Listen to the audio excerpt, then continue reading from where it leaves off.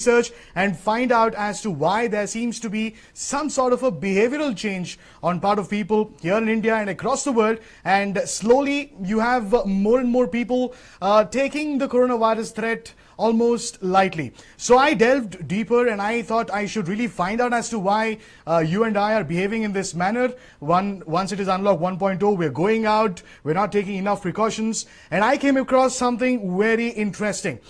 What we're going through is something called as quarantine fatigue. In fact, the graphics right next to me will point out as to what this quarantine fatigue is. In case if you have any signs, you should be able to answer these questions yourself. Are you not sanitizing your hands as often as you used to before? And are you not wearing your mask as often again as you used to before?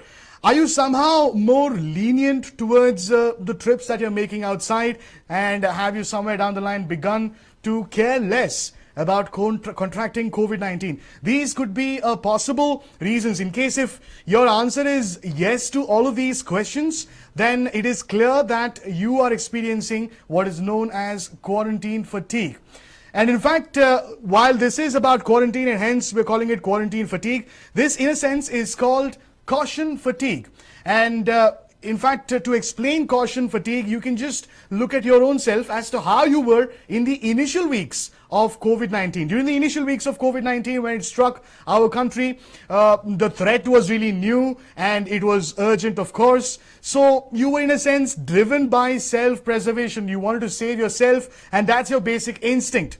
There was a fresh fear that also motivated you to take all necessary precautions. That was you and I and all of us about 3 months ago in the initial weeks of COVID-19. But cut to present, after 3 months of COVID-19, there is a clear change in behavior. Our sense of urgency has faded. There seems to be a low motivation and low energy to follow all the precautions that have been laid down. We are in a sense also de-emphasizing the actual risk of COVID-19 itself, and in the process we begin to bend rules, we flout social distancing norms, we do not wear our masks, we do not sanitize ourselves, and in the end we do not really take any of the warnings very seriously. So why is this happening? You may be blaming yourself that, all right, I was much better before and I used to take all the precautions, but now today suddenly I'm not being as cautious as I was before. If you are in case blaming yourself, please do not do that. It is your blame that you need to blame.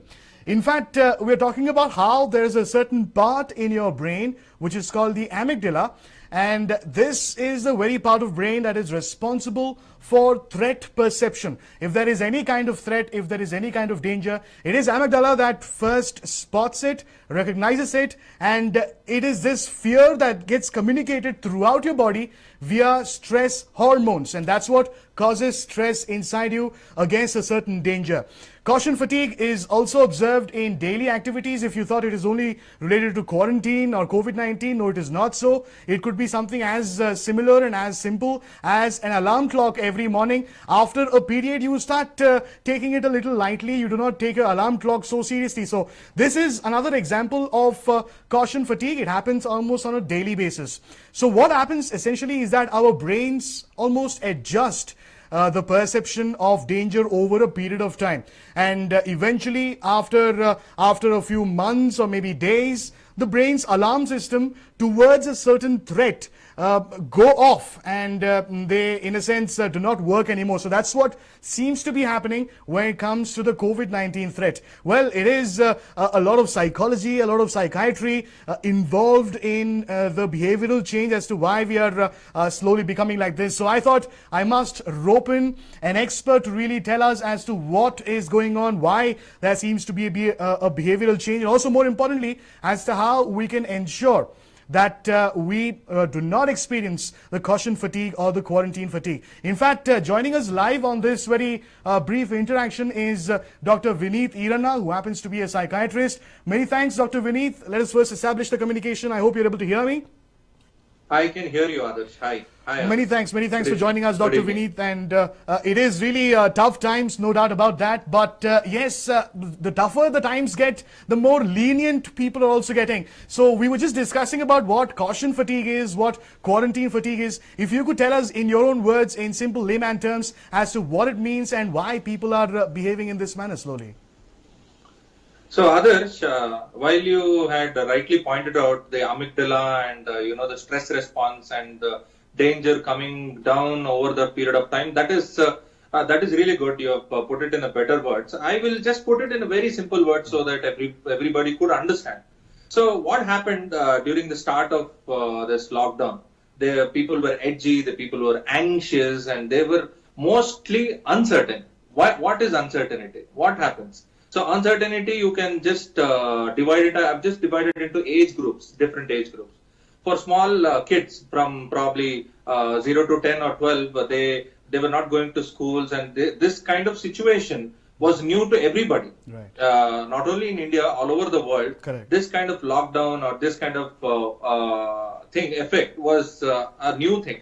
So now, over the period of lockdown, they became more uncertain. The children became uncertain that there won't be any schools, or the behavior changed. They started to behave more. Throw temper tantrums in such way. And teenagers, they were having all this 10th exams or 12th exams, and how about my competitive exam? They became uncertain about that. Correct. The major part of uncertainty came from 25 to 40 or 50 age group, where the people are earning in that age group. Those people were uncertain whether they'll have their jobs tomorrow, or because we know the people are getting laid off every day, and they were uncertain whether they will be able to feed their families, whether their jobs will be there, and so on and so forth.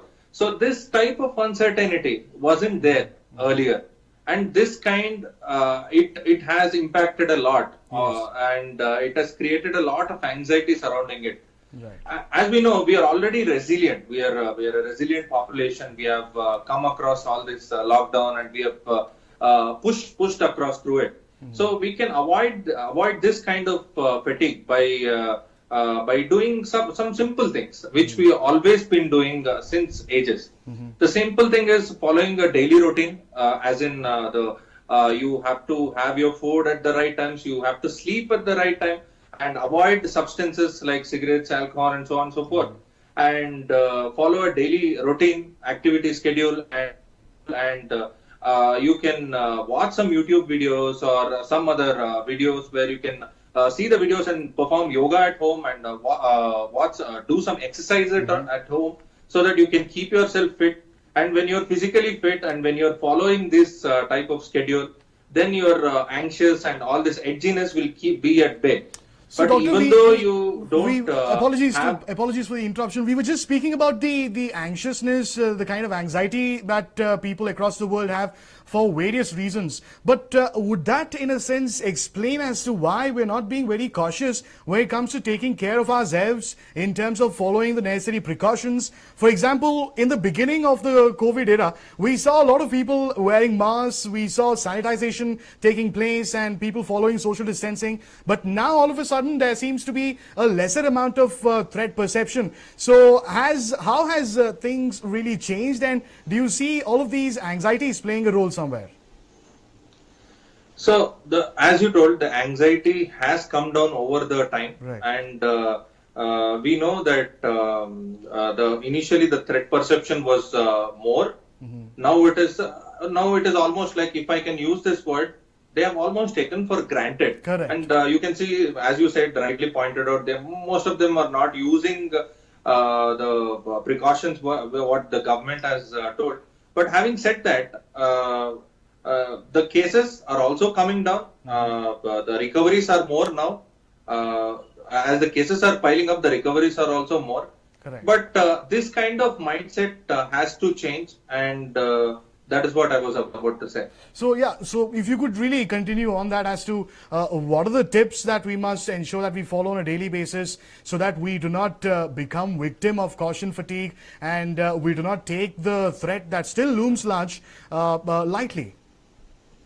So others, what happens is because of the lockdown, our sleep cycles have changed. Correct. We are not eating regularly and we are not going to the work. It is all, everybody is working from home and we don't know when we are eating, what kind of interaction we are having. So everything is going helter and skelter. Correct. So we need to follow this daily routine. Like we have to get up at the same time. Supposing we are getting at 7 o'clock every day. Before the lockdown, we have to do the same thing here also.